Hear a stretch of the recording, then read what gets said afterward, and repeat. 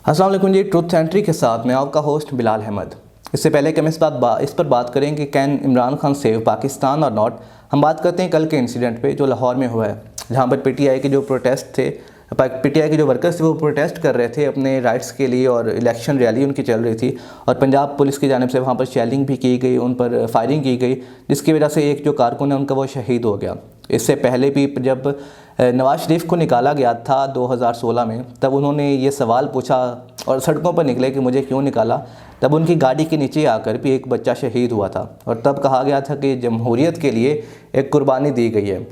तो अहम मुद्दा ये है कि जमहूरियत के लिए जब भी कुर्बानी दी जाती है तो मेरे और आप जैसे एक आम बंदा ही कुर्बानी देता है। ना तो नवाज शरीफ कुर्बानी देता है, ना इमरान खान, ना बिलावल भुट्टो, ना आसिफ अली जरदारी। जब भी इस तरह का कोई इंसिडेंट होता है एक आम आदमी ही सफ़र करता है। ये एक अहम इंसिडेंट था, इसलिए हमने इस पर बात की। लेकिन हमारा मुद्दा ये है कि जो पाकिस्तान के इस वक्त इकोनॉमिक सिचुएशंस हैं, पाकिस्तान के पास 15 से 20 दिन के डीजल और पेट्रोल के रिजर्व्स रह गए हैं। जो फॉरेन एक्सचेंज रिजर्व्स हैं पाकिस्तान के, वो भी 3.8 बिलियन डॉलर्स के करीब हैं। तो पहले तो हम बात करते हैं यहाँ तक नौबत पहुंची कैसे। तो ये सिर्फ या तो पीटीआई के जो 5 साल दौरे हुकूमत था उसका नतीजा नहीं है, ना या उससे पहले का। मतलब ये काफ़ी लंबी चेन है, काफ़ी इसका बैकग्राउंड काफ़ी ज़्यादा है। हिस्टोरिकल जो बैकग्राउंड देखें तो चीज़ें काफ़ी ज़्यादा ख़राब हैं।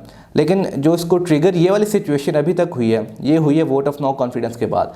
जब वोट ऑफ नो कॉन्फिडेंस हुआ तो जो पीडीएम की गवर्नमेंट है उनको बहुत अच्छे से अंदाज़ा था कि जो पाकिस्तान के हालात हैं वो बहुत ज़्यादा ख़राब हैं और जो सब्सिडीज़ दी गई थी इमरान खान की जानिब से वो बहुत ही ज़्यादा फैटल थी और उनको चाहिए था कि वो फ़ौरन उसको ख़त्म कर दें। लेकिन नोइंग द फैक्ट, जो पीडीएम की गवर्नमेंट है, जो शहबाज शरीफ है, उन्होंने इस तरह नहीं किया और अपनी पॉलिटिकल फेस सेविंग के लिए जो सब्सिडीज़ चल रही थी उनको थोड़ा और डिले किया। इसकी वजह से पाकिस्तान को वाकई नुकसान हुआ था। जब मिफ्ता इस्माइल ने फिर लॉन्गर टर्म में कुछ सॉल्यूशंस देने चाहें तो वही जो उनकी अपनी ख़ानदानी सियासत है, वापस से इसहाक डार को लाया गया और इसहाक डार ने आके जो तबाह किया है वो सब आपके सामने है।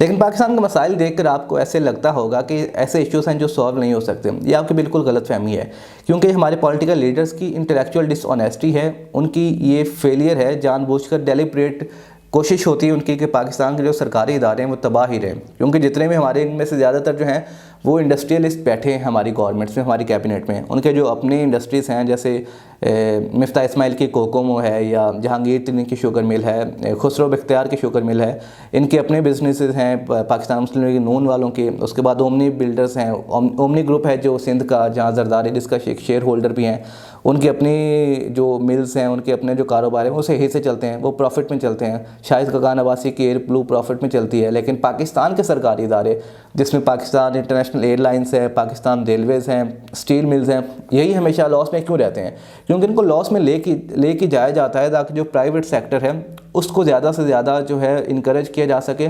और वहाँ से जो प्राइवेट सेक्टर पे आप समझ सकते हैं कि इनके अपने ही हैं, जो रियल स्टेट का माफिया है, उनके साथ भी इनके लिंक्स हैं और आपस में मिलजुल कर ही ये लोग पॉलिसीज़ बनाते हैं, जिसके एक आम आदमी पे कोई इम्पैक्ट होता नहीं है। हाँ, नेगेटिव इम्पैक्ट ज़रूर होता है, पॉजिटिव तो ऑब्वियसली होगा ही नहीं।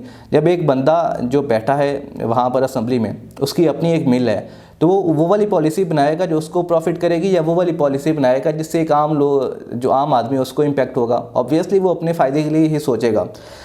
लेकिन इससे भी अहम सवाल ये है कि ये तो एक पाकिस्तान में चलता आ रहा है, क्या इमरान खान पाकिस्तान को इस सिचुएशन से निकाल सकता है? तो टू बी ऑनेस्ट, चाहे आप उसके फॉलोअर हैं या नहीं हैं, अगर आप गौर से देखें तो जो पाकिस्तान के इस वक्त इश्यूज़ चल रहे हैं, चाहे पॉलिटिकल इंस्टेबिलिटी है, फ्लड रिकवरी है, जहाँ पर अभी तक 90,000 के करीब लोग जो फ्लड से इफ़ेक्ट हुए थे वो अभी तक डिस्प्लेस्ड हैं, उनके पास रहने के लिए जगह नहीं है, सिविल मिलिट्री रिलेशंस हैं, या जो तालिबान दोबारा से उनकी रिसर्जेंस हो रही है, जो वो दोबारा से आ रहे हैं जब से तालिबान गवर्नमेंट आई है अफ़गानिस्तान में, इन सब इश्यूज़ से निपटने के लिए आपके पास क्या पॉलिसी है? इमरान खान ने अगर आपको कोई पॉलिसी बताई है, जो पाकिस्तान का एग्रीकल्चर सेक्टर है वो क्लाइमेट चेंज की वजह से इम्पैक्ट हो रहा है, उसमें जो डिक्लाइन आ रहा है, उसके जो क्रॉपिंग एक सर्कल होता है, शेड्यूल होता है, किस मौसम में कौन सी फसल लगानी है, उसमें इम्पैक्ट हो रहा है। उसके बाद आपकी जो एक्सपोर्ट्स हैं एग्रीकल्चर से रिलेटेड वो कम हो रही हैं। तो इन सब इश्यूज़ को सॉल्व करने के लिए आपके पास क्या पॉलिसी है? इमरान खान अगर हमें आज बता दे कि इश्यूज़, चले इमरान खान के पास चलो हम बाकियों की बात इसलिए नहीं कर रहे क्योंकि उनसे तो आपको उम्मीद नहीं है ना, जो match following Imran Khan enjoy करते हैं। तो इमरान खान को बताना चाहिए जो पाकिस्तान की एग्रीकल्चरल एक्सपोर्ट्स हैं, एग्रीकल्चर के इश्यूज़ हैं, उनको किस तरह से डील किया जाएगा। एक फ्रेमवर्क दें। जो पाकिस्तान इतना ज़्यादा ऑयल इंपोर्ट करता है, जब 65% ऑफ जो इलेक्ट्रिसिटी है पाकिस्तान की वो बनती ही ऑयल प्रोडक्ट्स की वजह से है, तो उसको कम कैसे किया जा सके। हम जो उसकी जो डिपेंडेंसी है हमारी उस पर ऑयल पे, जिसकी वजह से हमारा बहुत ज़्यादा जो रिजर्व्स है डॉलर का वो बाहर जाता है, उस पर हम कैसे काम करें। जो ईवी से रिलेटेड आपके पास एक पॉलिसी क्या है ताकि जो ऑयल पर डिपेंडेंसी हमारी कम हो। तो इन सारी चीज़ों पे हमें एक फ्रेमवर्क अगर इमरान खान साहब देते हैं कि जनाब ये वो चीज़ें हैं जिसके थ्रू हम पाकिस्तान को बचाएंगे, हम पाकिस्तान की जो रेमिटेंसेस बाहर से आती हैं वो ज़्यादा होंगी, पाकिस्तान के एक्सपोर्ट्स ज़्यादा होंगी, पाकिस्तान के जो इंटरनल एक्सपेंडिचर्स हैं वो हम इस तरह से कम करके पाकिस्तान के जो आमदनी है रियासती इदारों से वो इस तरह से बढ़ाएंगे, पाकिस्तान का जो एजुकेशन का सेक्टर है उसमें इस तरह से वो करेंगे, एम्पावर करेंगे कि वो ज़्यादा से ज़्यादा ग्रो करे। जो आईटी इंडस्ट्री पाकिस्तान में जिसमें अभी बहुत ज़्यादा स्कोप है उसमें डेवलपमेंट का, जिससे पाकिस्तान को डॉलर्स मिल सकते हैं, उसको ग्रो करवाने के लिए इमरान खान साहब के पास क्या पॉलिसी है। अगर आप गौर से देखेंगे तो आपको अंदाज़ा हो जाएगा कि जितने भी ये अभी डायनामिक्स चल रहे हैं पावर के लिए, ये सब हुकूमत में आने के लिए चल रहे हैं। और ऐन मुमकिन है कि दोबारा से जनरल साहब के पास भी जाया जाएगा, जिनके बारे में सारी पार्टियां अपने अपने मफाद के तहत पहले तो वो करती हैं, उन पर इल्ज़ाम लगाती हैं, फिर उनके पास जाते हैं हुकूमत के लिए। तो इमरान खान साहब भी वहाँ पर जाएंगे, लेकिन इसमें कोई इशू है नहीं अगर उनकी मदद से भी आते हैं। लेकिन मेन मसला ये है कि उनकी मदद से आने के बाद जब आप गवर्नमेंट में आते हैं तो आपके पास एटलीस्ट कोई पॉलिसी होनी चाहिए कि जिसकी वजह से एक आम आदमी की ज़िंदगी पर एक अच्छा इम्पैक्ट हो।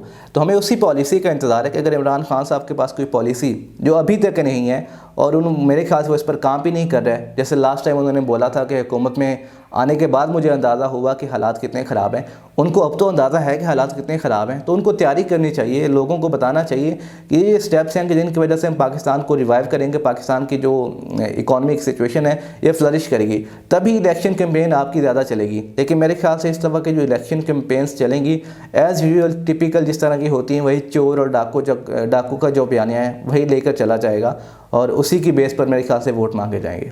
लेकिन अगर कोई आपका फॉलोअर है पीटीआई का जो देख रहा है तो मुझे प्लीज़ बताए कि इमरान खान के पास वो कौन सा जो तिलिस्मी चिराग है जिसकी वजह से इमरान खान पाकिस्तान के हालात को बदलेगा, या कौन सी पॉलिसी है जिसकी वजह से पाकिस्तान के हालात बदले जा सकते हैं। थैंक यू, अल्लाह हाफ़िज़।